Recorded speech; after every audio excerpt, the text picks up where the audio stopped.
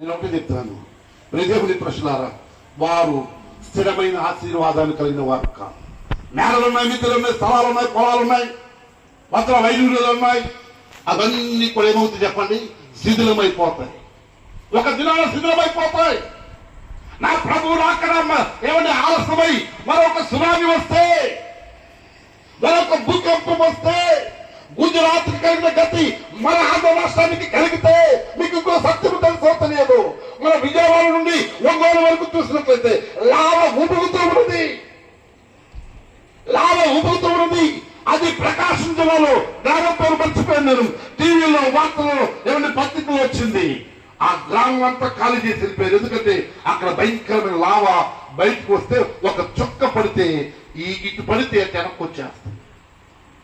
ఎంతో దూరం లేదు.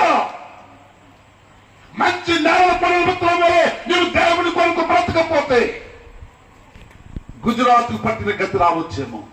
ఏమండి, బంగాళాఖాతంలో మనందరికీ తెలుసు సునామీ. చెన్నై ప్రాంతంలో దేవుని ప్రశ్న, ఒక తండ్రి పుట్టినరోజు చేయాలని కుమారుడు కుమార్తె చిన్న పిల్లలు ఏం చేశారో తెలుసండి? తండ్రికి ఇష్టమైన బెడ్ కాఫీ తయారు చేసి డాడీ డాడీ డాడీ దాని ఆ కాఫీ మీద లవ్ సింబల్ వేశారు.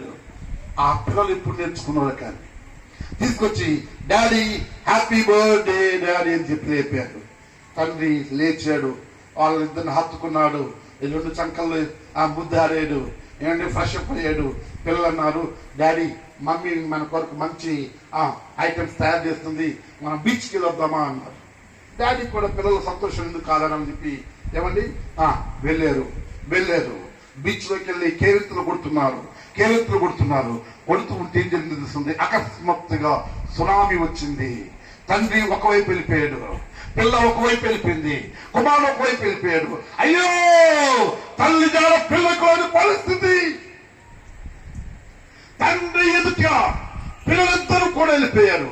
వెతుకుతూ ఉన్నాడు తండ్రి. కొంత ఆ అలజడి తగ్గినంత వెతుకుతూ ఉంటే ప్రియదేవుని ప్రశ్న జరిగిన సత్యమైతే ముళ్ళ తుప్పల మధ్య కుమారుని యొక్క శవం కనపడింది, కుమార్తె శవం కనపడలేదు. ఆ తండ్రి తల నిలిపోయాడు. తన పుట్టినరోజు రోజుని భయంకరమైన సంఘటన జరిగింది. ఆ తల్లిదండ్రులు ఇద్దరు కూడా ప్రియదేవుని ప్రశ్న తల నిలిపోయి, అయ్యో దేవుడు మాకు అన్యాయం చేస్తాడని వారు ఏడుస్తూ ఉన్నారు. కొన్ని దినాలు గడిచి ఒంటరి వారిగా మిగిలిపోయారు. కొద్ది దినాల తర్వాత ప్రభు స్వరం వినబడుతున్నది, నా కుమార్తె